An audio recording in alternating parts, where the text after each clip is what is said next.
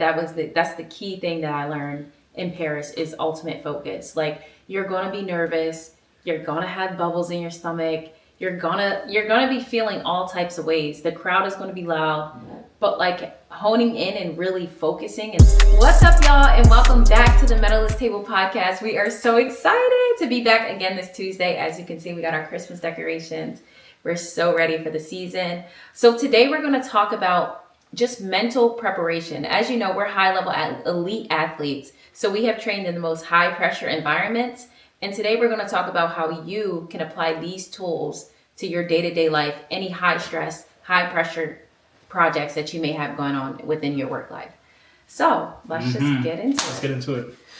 Okay, let's start off. So I want to know, talk to me. Like, what is the biggest challenge you've been through in terms of in competition play? Like, whether that's your biggest rugby tournament, biggest game. Like, what are some mental challenges you had to overcome to, get to where you are now? Man, there's just so many things. I guess, like, not only in sports, but also in life. But we're talking about sports here. So, like, I would say the Olympics for sure. Like, Which one? You've been at 2 times. Both of them. And they were both really hard. Like, Tokyo was worse. Yeah, Tokyo was worse because I didn't have, like, the psychological help. And Paris, I did. So that made it, like, way easier. And I still haven't mastered it yet, but it's definitely, it was better the second time around. Psychological help in terms of, like in Tokyo. So, like, did you have... Well, there's really many reasons, I'm sure, for Tokyo, because your family wasn't there. Did you work with a sports psychologist in Tokyo?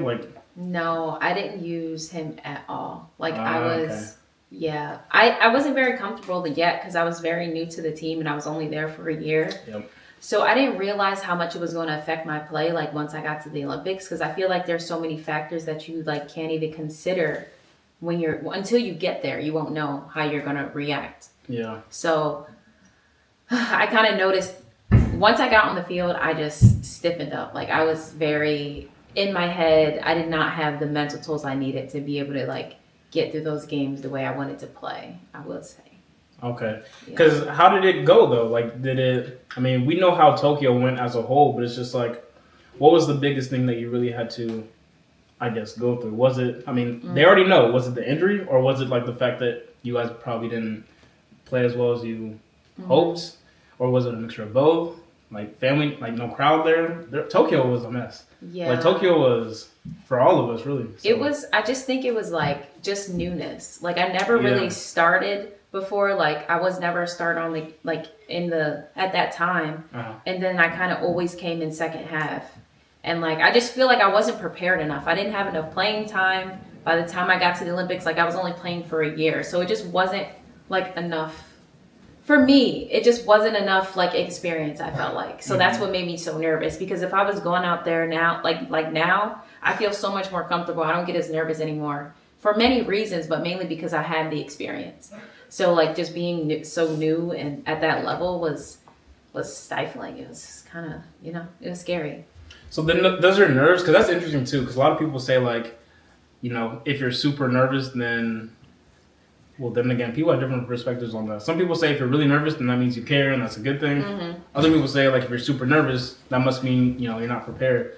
But, like, how do you really take nerves into account? Like, if you're nervous, does that excite you? Does it mean, like, all right, I'm ready, I'm nervous?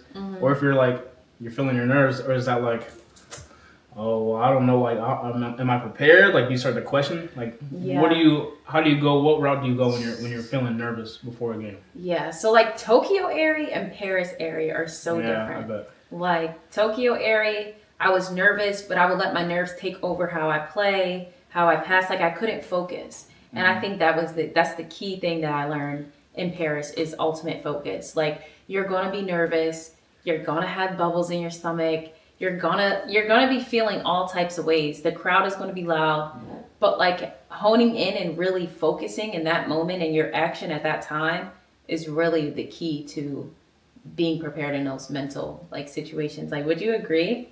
I definitely think so. Then again, too, it's like, so rugby, the format's so different with track in a sense because you guys will play like 5-6 different teams in like a single tournament. So it's like, does it also I guess, come into play who you guys play versus like how nervous you may get, like New Zealand versus like a Ireland, or do you feel the same going into each game? You think? I'm definitely more nervous for our higher up games. I think it depends on the pool play. So like, is it the quarterfinal? Is it the semifinal? Like, I think that matters more than who I'm playing because you never really know how people are going to come out in like the quarterfinal or semifinal. But I think who you play matters too. Like always, Australia, New Zealand, like Canada. You know it's going to be, France. I forgot about France. But yeah, it definitely matters. So you really get more nervous in those games versus like the knockout like rounds? Yeah, for really? Sure. What the heck, you wouldn't? I mean, like in the knockout rounds, like if you lose, you're out. Yeah. So it's like there's more at stake. I feel like, and plus you're always playing better teams. Not in the knockout rounds. Or like in the rounds where it's like the later rounds. The later rounds. So usually like semis or quarters, we're usually playing the hardest teams. Like usually the knockout rounds, the teams aren't as hard. That makes sense. Depending on the pool, unless it's France, we always get with them for some reason. But yeah. Oh yeah, right. You guys do play France. Yeah. Does it matter who you're going against, or like how does your nervousness affect the way you run, or does it at all? See, that's the thing with me. I think for me, like personally, it depends like what event I'm running. So it's like if I'm running the 100, I don't really get nervous. Unless like the only time I really like have jitters, which is always normal, is when I wake up, or and not even the night before. Really, when I wake up and it's like, oh, well, I gotta run today, I gotta race today. That's the only time I really get like a little bit nervous for the 100. Besides like Paris or like the games, that's different. But yeah, like on a normal day-to-day race or like a track meet, it's normal. My nerves come with like the 200 and the 400 races, which require like more of like a race plan and like a strategy. You know, I have to be more conscious during the actual race to make sure I'm running it correctly. So that can be, and plus the 200, 400, not so much the 2, but the 400 hurts. So it's like there's always going to be nerves with that because it's like you're about to end up in pain after the race. So it's not the most fun in terms of like looking forward to do, but it's a part of the sport. But no, I mean for me, if the preparation is the same though, I think. So how do you deal with the nerves? Like you just ignore them, or you're just like, okay, I'm nervous, and then you move on? No, I think it's healthy, and it helps to acknowledge that you are nervous because it's not a bad thing. Like it means you're ready. But then again, it's also like, you can't let it like take over you because there's sometimes like for track and fields, like if you're too nervous, then you'll false start, or then you'll be focusing on the wrong thing. Like you'll be focusing on like the people next to you or like the crowd. Like you just have to really center yourself and realize like, okay, all you gotta do is just get in your blocks, tune out everything else, and just react to the gun and run your race. So I mean, then again with rugby, it's like it's a team sport. So you can't tune out everything. Like you have to listen to your teammates, your coach. Like our coach is not like for Paris, for example, our coach is in the stands. We can't hear him. But for you, it's like your coach is right here on the sideline, and you have to listen to her. So it's like she doesn't say anything. All right, Coach Emily. She doesn't. She doesn't like yell on the sideline. She'll like tell the water bottle people to come in and then go in. So she's not talking to you guys? Like she's not calling out plays? No. What? It's not like NBA? No, we already have we know everything we're supposed to be doing before we get out there. So it's like you gotta go in that order. But yeah. So how do you handle nerves? Like, okay, I'm gonna give you a specific example. So, like in Paris, when you guys faced, let me ask you this: what was the one game you were most nervous for in Paris? Oh my God! Was it Australia? Who was it? France. I never. New Zealand? Because we play so many people, it's just hard to remember who exactly. Like for me, that New Zealand game was tense. I'm sure because that's like the winner gets automatically a gold or silver. Yeah, I know.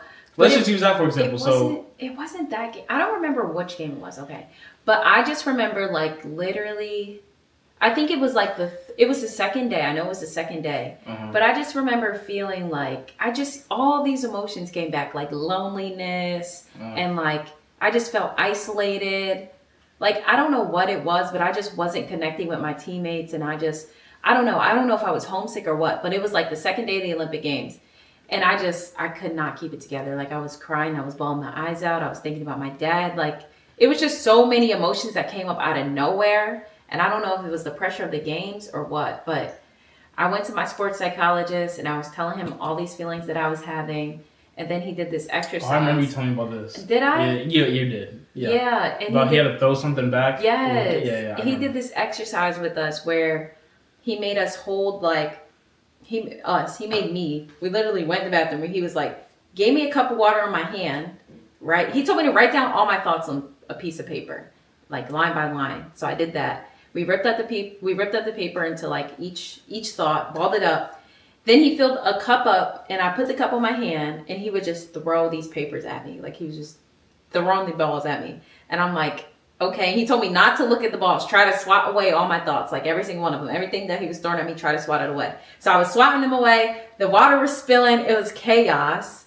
And then the second time we did it, same thing, but he was like, focus on the cup. And I'm like, okay.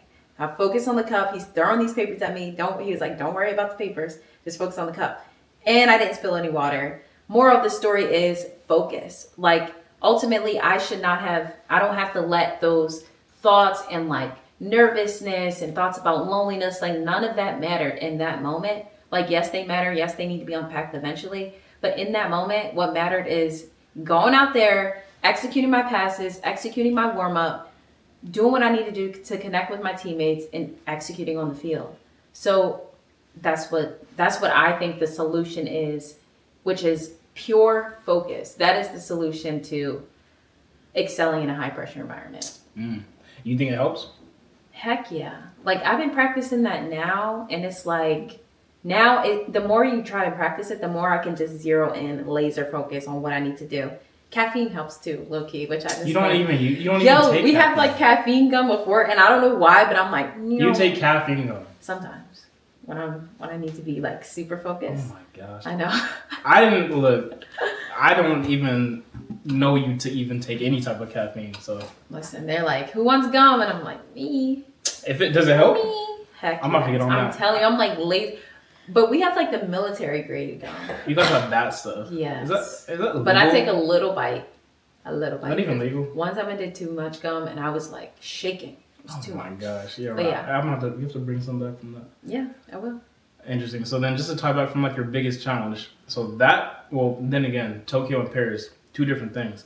But for Paris, the fact that like you were going through so many different things while trying to stay focused on the main goal, which was medaling in Paris. Mm-hmm. So then how did you feel when you realized you just overcame that challenge and walked home with a medal?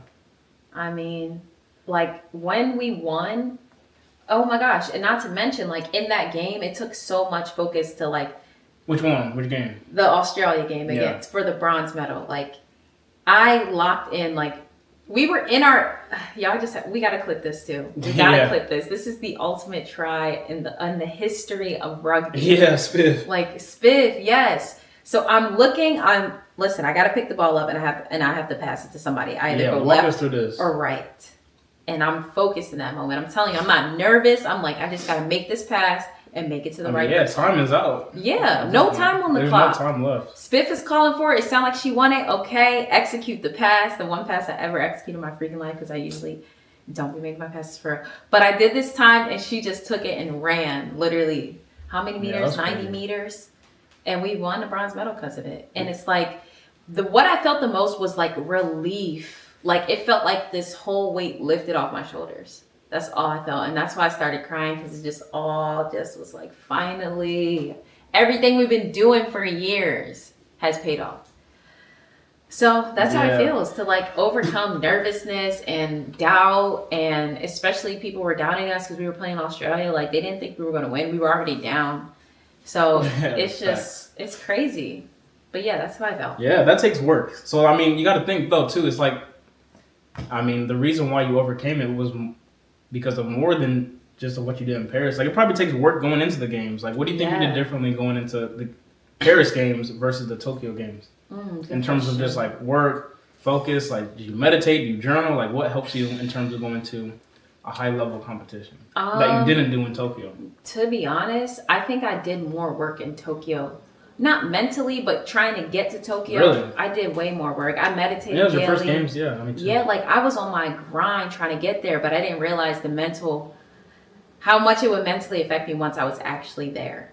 So that was huge. But like you can't practice that. You can't. It's not something you can prepare. And that's the thing for. too. I gotta add, because there's some coaches out there and like sports psychologists out there who really will be like, okay, just imagine this, practice this, and you'll be fine.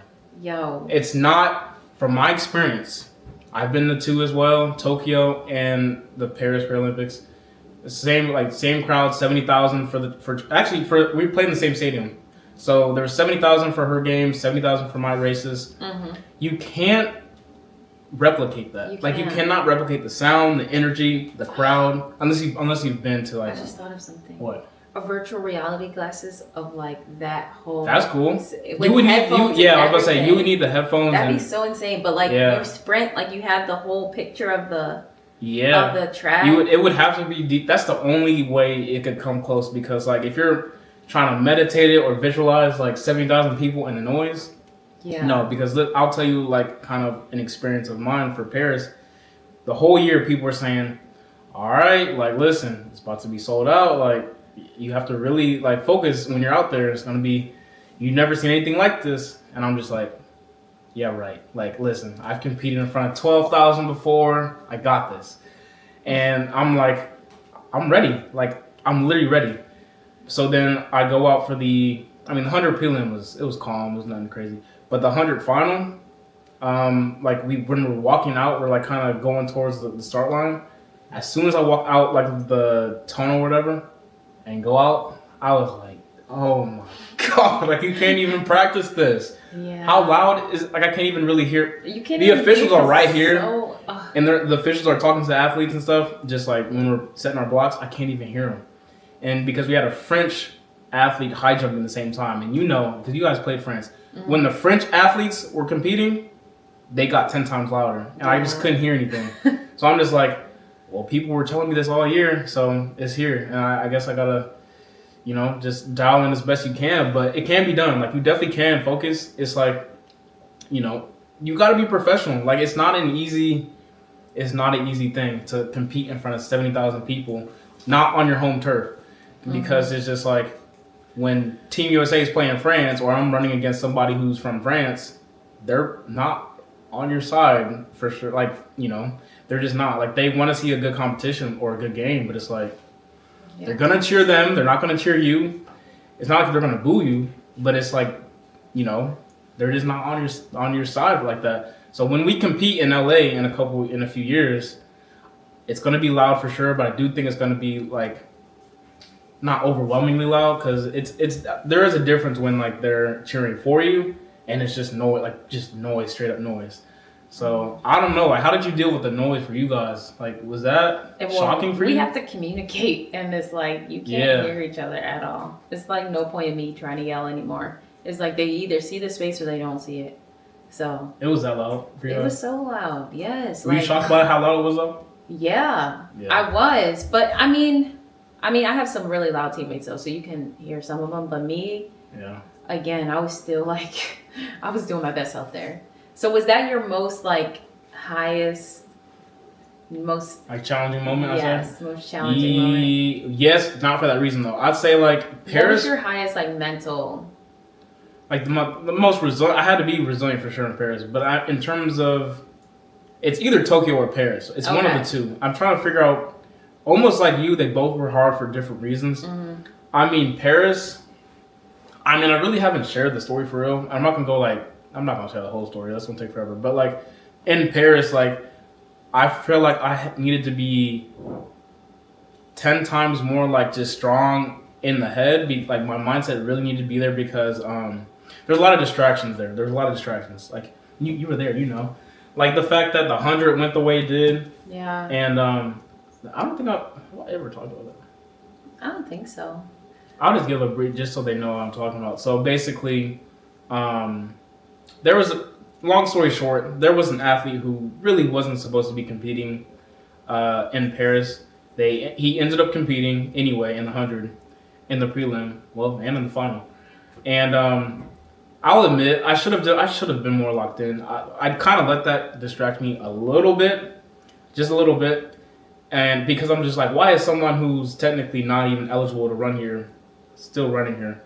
And he was just doing a bunch of like fishy stuff, like down in the like a little tunnel when we're leading out to the race. And I'm like, man, I kind of do regret not being a little bit more focused. But me and this other dude were like, he did something really shady under the thing, and I'm just like, nobody's seeing this, and like I'm just like, I'm still locked in, but I'm just like, I see something so crazy just like that, and I'm just like looking around like, did anybody see this? So whatever, we go. This is before the final. We go out. We and mind you, this was right when I'm talking about. I hear this loud, all this chaotic noise and full stadium. My family, like Aries over there, like by the finish line. So I'm like, I know I have people here watching. This is crazy. So we run the race. I lose by not lose, but silver. I get silver. You got second place. I got second place by like .01, something crazy. Normally I get those leans, honestly, but this was one I did not get. I've never lost by a lean until then. But so yeah, I got second, and I knew I got second too. It was close, but like when you're a sprinter, you know when you get those leans and when you don't. So I knew I didn't get it, and I see him running around the track, and right there is just a bunch of frustration. So it's just like, I know he's not supposed to be out here. We all know this. All the other athletes in the race were just like, we're not even really showing emotion. We're just standing there just like, man, anybody with him. So, whatever time goes on, like I'm fine, really. Like I don't like let it sit on me for the rest of the night. Like we go out to eat, it's fine. But the thing is like this, is like I have another race in 2-3 days. And this dude who I'm talking about, who's not supposed to be here, is in the same race in 2 days for me. We run the 400. So he's in the lane right next to me in the 400 prelim. So in terms of mindset, how this is the most challenging part really of my life, it's like, how in the world am I supposed to like just not, let alone I didn't get gold, which was my goal. Like I'm a little let down because I'm hard on myself as an athlete, as a competitor. But it's like, how in the world am I supposed to just sweep that under the rug and just get ready for another race with the same dude in 2 days? And in that 400, it's like you have to win your heat, like your race, to go into the final to get a good lane. So it's just a whole mindset shift. And thankfully, like the night before the prelim of the 400, where I'm supposed to race him, they ended up. I don't know the right term for it, but basically he was disqualified from the 100 and from any future races in the games because he cheated, lied. Basically, yeah. Like a bunch of people filed an appeal on him being there, and it went through, which is unheard of that something like that went through that fast in like 3 days. So he got stripped of his gold medal, and then I got upgraded to gold, and Brazilian got upgraded to silver, and so on and so forth. So it was it really is crazy. Like it's an understatement to say like crazy, because that never happens within 3 days, that the medal can be reallocated like that, literally still in Paris. So it's just like, I really had to be mentally strong, because I got to get over my silver, get over the fact that he won. And now it's like, okay, well, I'm going into a race where he's still there. Oh, well, I'm a gold medalist in the 100. Oh, I still got to run the 400. Okay, I win my first race in the 400, and now it's the final, which is the most stressful race ever. Like it was, you remember, it was pouring down rain. Like it was terrible. It was cold, free. It was pouring down rain, let alone it's a 400 final. So that's stressful at that. But it's like when I'm going into a new race like that, I have to just forget everything else that happened. And that's hard in 2 days when you're at the games, because like you're dealing with so many different things, making sure you're eating right. The food there was terrible. So it's like, how am I going, like, what do I really need to eat? Hanging out with family still. I know it's not the biggest priority, but it's like, that's what keeps me calm and like grounded. So it's like, I really wanted to make time for that. And let alone, let's be real, I have free time. Like if I'm not competing, what else am I? Like on race day, let's say if I race early in the morning at like 10 a.m., which I did, it was at 10 a.m., cover, get back to the village. It's noon, I have the rest of the day. So I made sure I was with them, because that really keeps my mental straight and just calm. And then it's just like after that you have the relay. So there's all these different races and segments of Paris, almost like these different phases where it's like ups and then downs and then right back up and then down.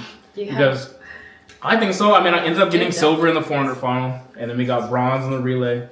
But it's just a lot of work in a short period of time, and it can go either way. It can go for you, or it can go against you. But either way, you have to bounce back. So for me, I think that was my most challenging moment in my sports career, because it's just, the games will throw anything and everything at you, and if it does, you just have to catch it and keep moving, because you have another. Just like you have 6-7 games at a tournament, we have 6 races in a competition like that. So it's tough. What did you use to help you get through that? I know you had us there. Yeah. So did venting to us help? Did you talk to a sports psychologist? Did you journal? What did you do to get through that? Because it's definitely something that you have to let out, if that makes sense. Oh, it is. I think. You have to, especially when you're in the midst of competition.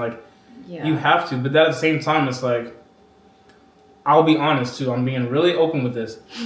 You have to. It was hard for me because, let's say the 100 was over and I'm in the little period between the 100 and 400. Mm-hmm. I didn't really want to vent too much, or else people were going to be like, "Oh, you're distracted. That's why you lost." This is all on your mind. You're too distracted. So I didn't really want that stigma on what I'm saying. Mm-hmm. So I mean, I told you, my mom, the people who were close, but in terms of my coach or really, I definitely did not take anything to social media for sure. That's not good. That's definitely something wrong to do. Do you use your sports psychologist? I did. No, Jamie was definitely out there. She was helpful. It's really it's a tricky area, because it's that's really how I felt though. I really felt like whoever I tell all this like the athlete stuff and the he shouldn't be here, blah blah blah. It's I would tell you guys maybe once or twice, and I would try to let it go. But it's because you guys would understand, and plus you guys knew what happened. And he was in Japan, and it's a whole thing. You guys knew the whole background. But for the people who didn't and just think this is a one-time thing, they were just all right, you just gotta let it go. That's people's favorite phrase to say. It's you have to let it go. You gotta just move on. Just don't think about it. But that's not. I know. Is that a healthy thing to say? That's what my sports psychologist told me too, and I'm is that healthy to hear? Does that work? That's what my sports psychologist told me pretty much, and that's how it felt. It was dang, it's you can't express yourself. I don't think it helps. You don't think it helps? I don't think it helps. I don't think it helps either. It didn't because help. It's making you suppress how you feel. Yeah. And it's still you're still holding on to it. So it's I don't think it helps for sure. I don't think it helps either. But I guess in those moments you really have to just put that aside. If you had if you had a race, you would have to put that aside, period.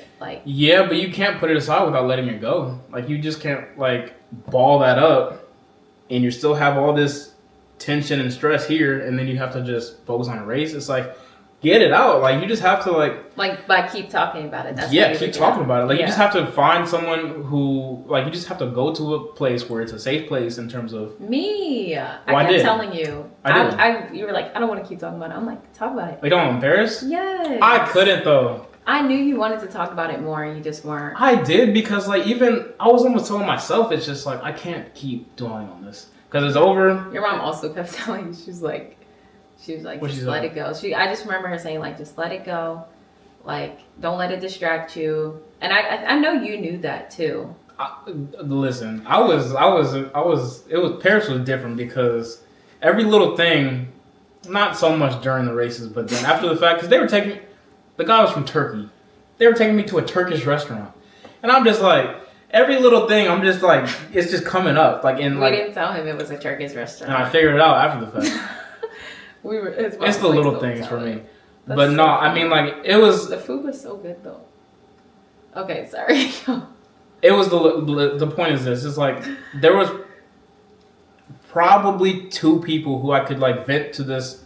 And here's the thing.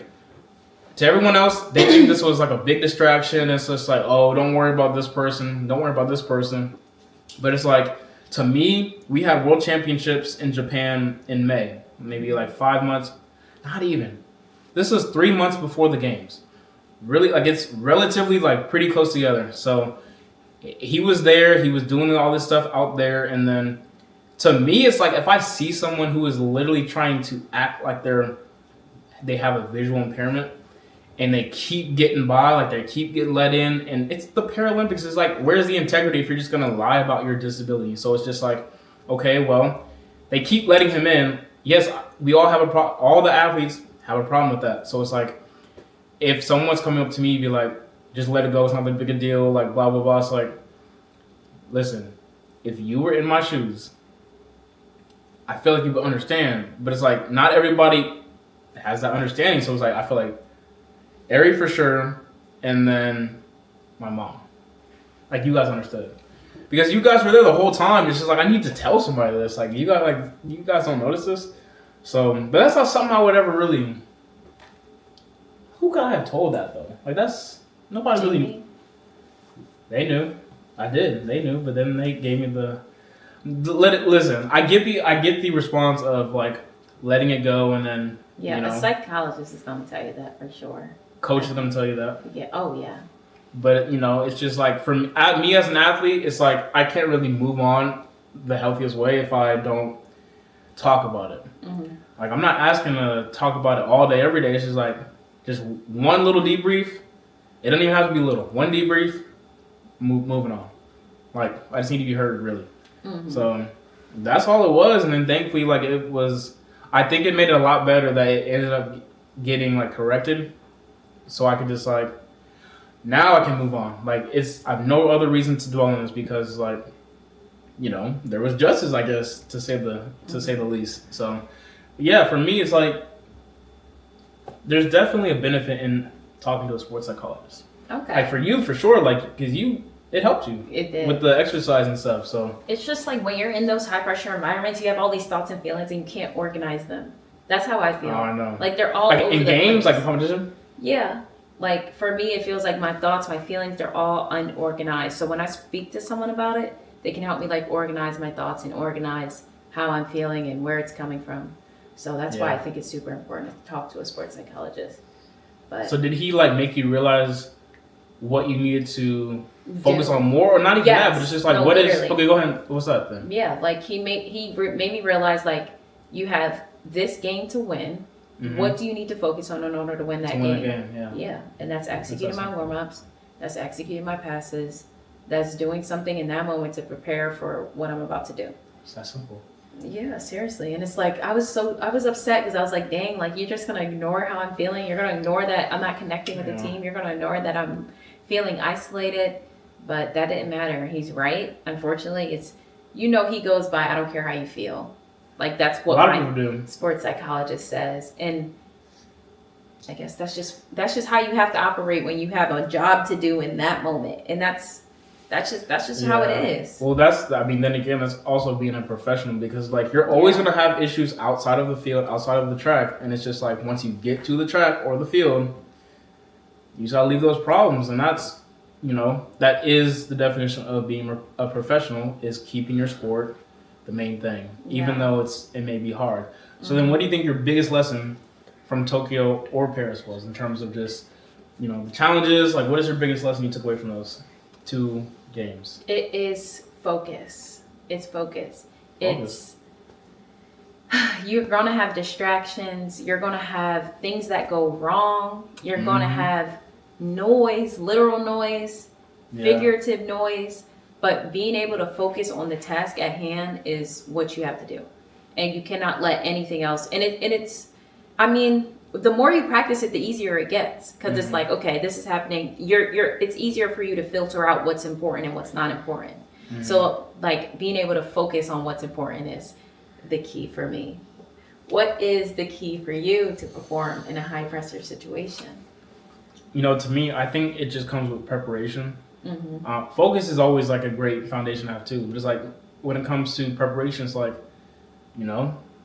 for me, it's like when I'm on the starting line, and I know I did everything I could do to get here and succeed. Yeah. I mean, I'm good. Like, I didn't skip any practices, didn't skip any reps. I gave full 100% effort. Right. Like my races up until now have been good. I've been hitting good times. It's like you did everything you could. What do I have to worry about? Like what?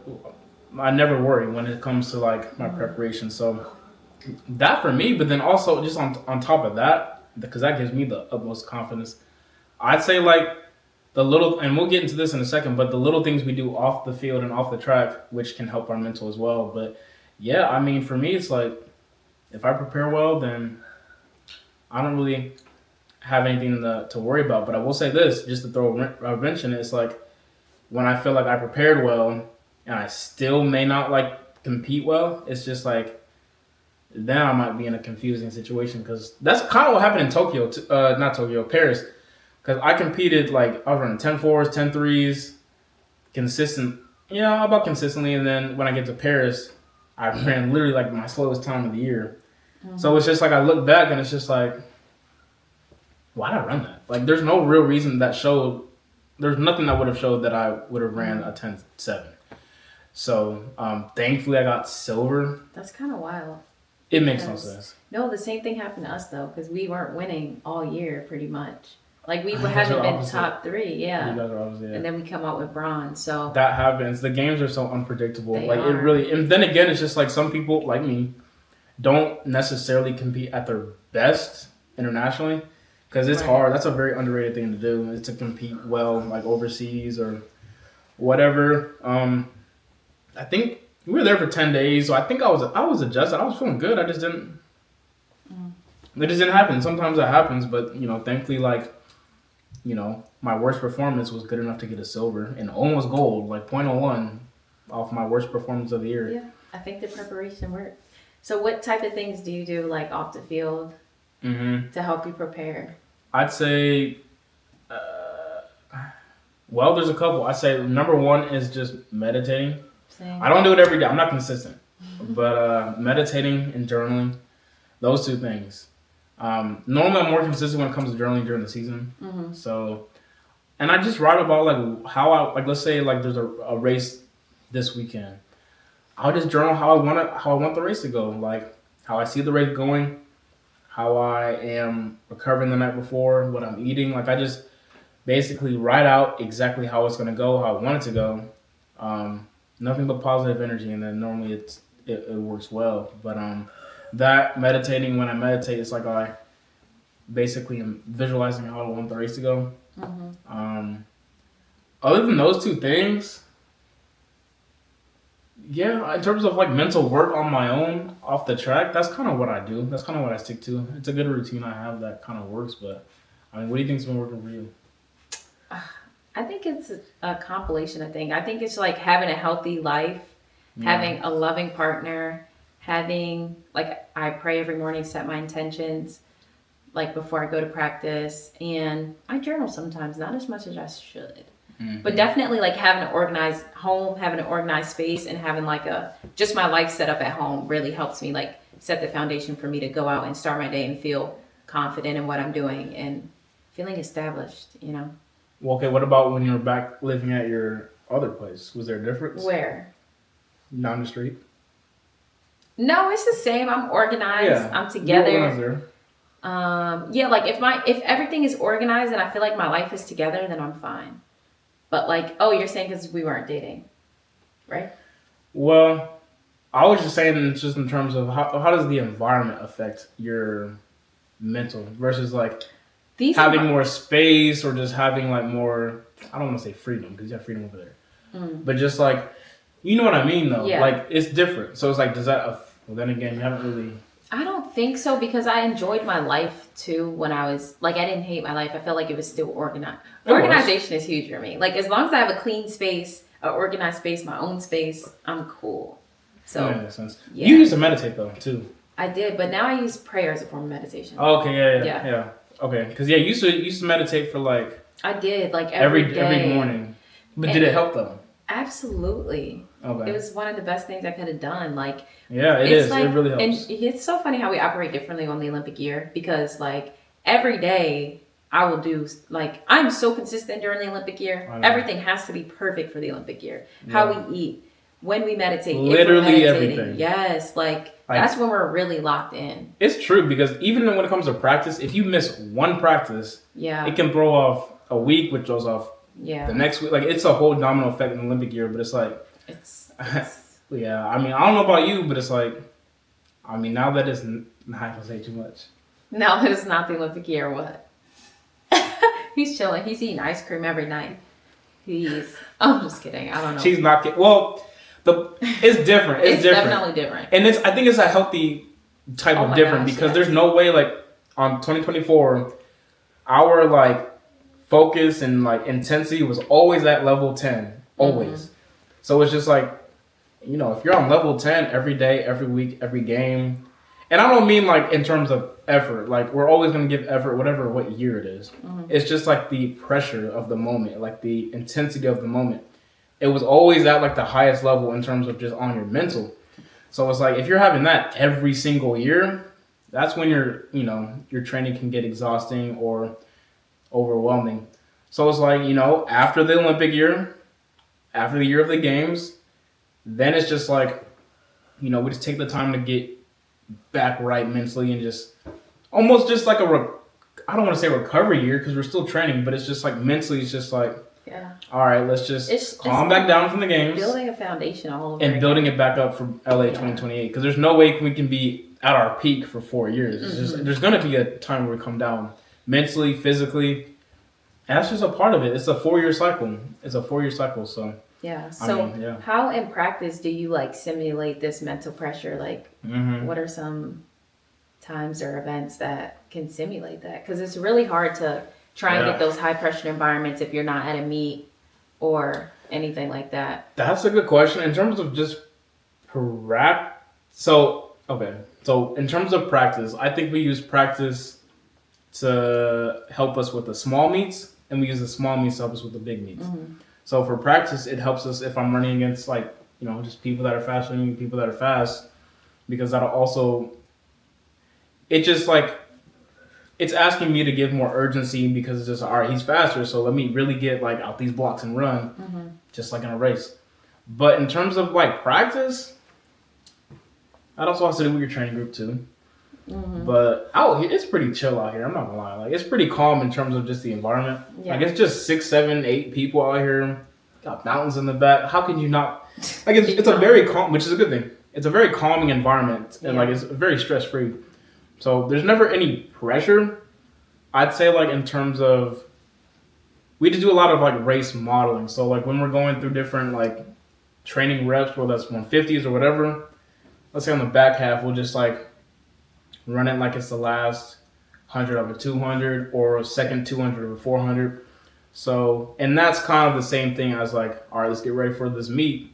Let's just practice running the actual races itself. So, I mean, it helps. But then again, it's like, to me, I think races prepare us for races. Like, the more you race, the better prepared you are for races. Like, you really can't emulate a race in practice. Yeah. Just like, can you guys emulate, like, a real scrimmage? Like, is it the same though? Oh, if you're scrimmaging against you guys? Because I remember this one scrimmage that we had before the Olympics, and it determined whether or not we were going to make the team. So the pressure was on more than it would be at the Olympics. Okay. What about the competition though? Because you guys are just playing against each other. But at that time, it was good competition. I mean, it was only one other person that was really, like, I felt like I was really competitive with. So that kind of helped.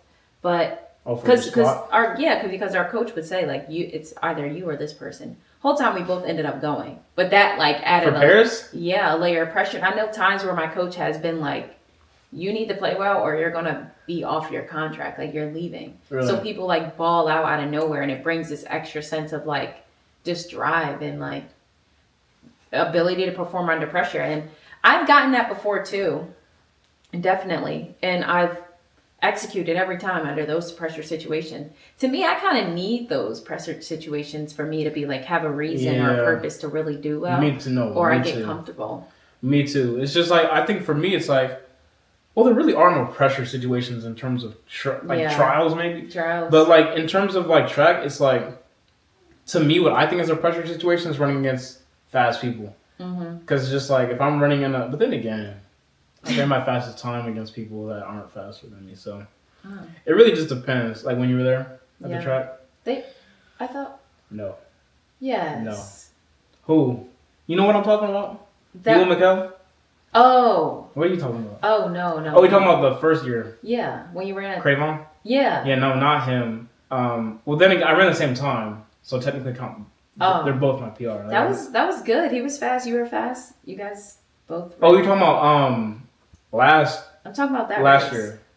year. With Cravon. Yeah, the first time I came out here. Yeah, that was...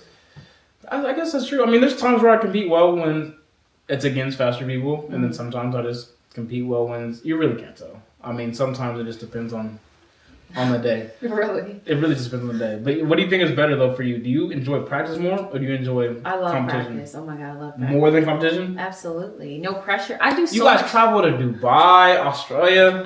That was you like fun, practice though. more down the road. That was fun though. I'm not gonna lie. Dubai and Cape Town was fun. Yeah, it was fun. But practice is more fun. I don't know why. You probably enjoy getting better, like the process. Yeah, I do. It's just so fun. Like, I just can do whatever I want. I could try new stuff. Yeah, that's what I can practice is do for. things that I wouldn't normally do. Like, There's no I like stress. learning. I like trying new things. Yeah, it's no real stress either. And it's like I'm allowed to mess up and still like watch myself grow and make mistakes more freely. Okay, so we're the opposite with that. Really? I think. Well, I enjoy like the process and like, you know, learning and seeing myself get better and improving. But it's like in terms of... Because track training isn't fun. She thinks track training is not fun. You think track training is not fun too. That's true. Well, that's why I like competition. That's why I like races better. Yeah. I like track meets better because like, listen, you show up, you warm up, you run for 10 seconds. We're out. Like, that's fun to me because like really, whenever there's a moment where you're lining up against 8 different people and you guys are going 100% to the line, like I'm a competitor, like I'm a racer. Yeah. That's fun. In practice, we don't race like that. That's true. Most of our reps are one-on-one. Coach with the whistle. All right, go. Next one, go. It's like, that's not fun to me. I want to race. Yeah. So, yes, track meets are more fun. Like, that makes sense. I don't even got to go too much into detail about that. But then again, I get why you think practice is more fun too. Fun. I like stepping people. I mean, you could do that. It's just, I get more playing time too. Rugby games are so short. And yeah, 14 minutes with a running clock. What do you think? I'm guaranteed to like just get the ball in practice, do rep after rep after rep. It's just more play. So you like the sport? So you do like the sport? A little bit. Nah, I think we're unpacking it. It's fun to play, but it's just it's too rough. I think we go to Australia. It's just too rough. I think we go to Australia. What I mean by that is 2032. It's too rough though, y'all. Like my body. You got 8 more years in you? No. 8 more years of rugby. How old are you? 23? I'm 24. You know my age. You could be 23. Yeah. 24. Rugby is rough. You could go to... He can run track till he is 90. I can't play rugby till I'm 90. Oh my gosh. I am a sprinter. She thinks I'm a long 5K distance runner. That's why you can run for long. You sprint for 10 seconds. You know how intense sprinting is? You sprint on the daily. You know what that is. It hurts. It hurts a lot. You don't think you got 8 more years than you? I do not have 8 more years. I know that for a fact. I barely have 4, but here I am. She definitely has 4. Definitely. All I gotta do is just... Once you love it. I think I do, yeah. Oh, but that doesn't sound convincing. No, I do. It's just, it gets hard some days, y'all. The contact. It makes sense. I can't. With track, nobody's touching me. Like, I'm not getting tackled. You're not getting tackled, punched, battered, beaten. Punched? You guys don't get punched. It's not UFC. Punched. It feels like it. You guys get tackled and slammed to the ground with no pads or helmets. That's diabolical. We really are meant to be. Which way? We really are meant to be. We're gonna stop it there. Yeah. Let's see how. Avery, what's the number say on the camera? How long has it been recording? 49 minutes. Nice, perfect. All right, you want to wrap it up? Yeah. So, all right, this was a good combo. This was more good. energy. What you mean? That was energy. This was a good combo. Yeah, this was good. I think this was one of our best, and open, transparent combos, and it's always a good topic to talk about mindset as an elite athlete. So yeah, I This hope was you good. guys can apply this to your lives and whatever you do in any situations because, whether that's sports or not. yeah, staying focused is important. And what is your main takeaway or main like message? What's your main message? What I want to leave how you guys with? What's the best way to perform in a high pressure situation? It comes with practice. It comes with focus. Like she said earlier, it's just like focus is the main thing. Whatever you set your sights on, whatever you set your focus on, you're gonna get it done. You just have to. Oh, also this too. What I learned in Paris: get rid of distractions. Don't let anything distract you. Which is focus, but it's just like distractions will set you off your goal. Just block out distractions. Yes. Thank you guys so much for watching. Yep. Subscribe, like, comment. Make sure you come back every Tuesday. Every We'll be Tuesday. here. Bye.